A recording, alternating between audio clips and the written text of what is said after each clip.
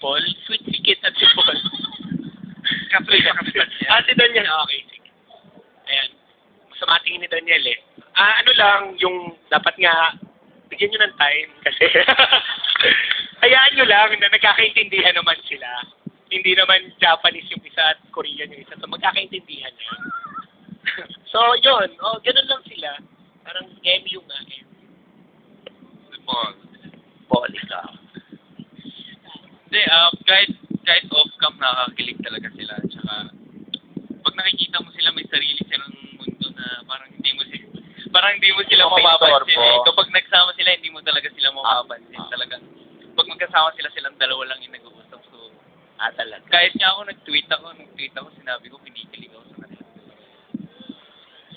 Hindi ka naman tinilagan. Ay, kumapag.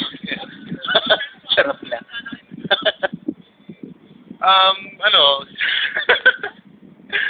Ano sila, may sometimes sweet moments sila. Kahit di nila napapansin na sweet. Pero, parang, ganun lang, yung... May times ba na nag-aaway sila? Wala naman po. Nagtampuhan? Wala po, wala. Alam ko parang hindi lang kami may Facebook. Ay, gano'n. Parang may nakikita din kami sa Oo, parang, di ba, Kit? Ano? Parang nakita kita noon. Sila ni Eileen? Charot. Joke lang. Okay. Hindi, ito mga veterano na sa pag-ibig. Si Monjing, saka si Love Team. Oo nga po si Perla. Oo. Ano napapansin nyo dun sa dalawa? Ako? Oo. Hindi, okay naman sila. Mukhang very good friends sila. Tsaka maganda yung chemistry nila. Hindi sila mukhang umaarte, hindi sila, very natural sila. Diba? Okay. Ikaw, Pearl.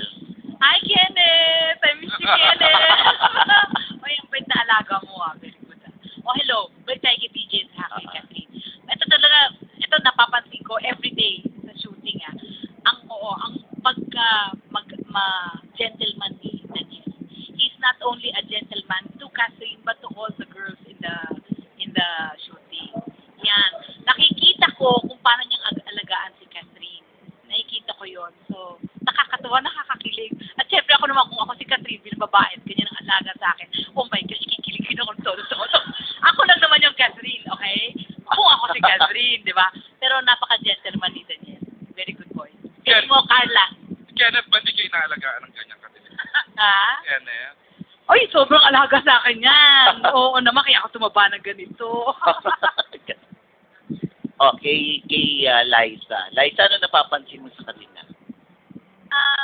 They're very close po. Tapos, minsan they do have sweet moments, pero you can sense the friendliness and how close they are. Tito Ochi. Ganon. Natanspol, ikaw na. Sa'yo ba may nanliligaw dito? Sa mga guys? Wala po. Bakit pa kasi nga yung mic dun sa banda doon? Wala po. Gusto mo? Wala po. They're good boys. Good boys. Kasi nalaman nila ako manager mo. Charot. Hindi kay Miguel tsaka kay Sherlyn, ano yung napansin nyo sa set? Kay Katniel?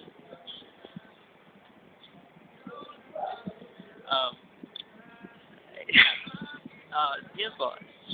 Sweet. Pero hindi naman to the point na sama na din. Pero hindi. Friends lang po sila, very close. Professional. Ilag. Ayun, magkaibigan po sila. Tapos, kahit wala po silang ginagawa, nakakakilig.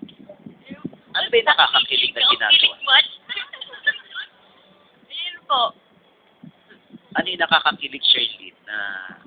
Yun nga po, yung kahit parang hindi nila alam na nakakakilig yung ginagawa nila, kinikilig pa din ako.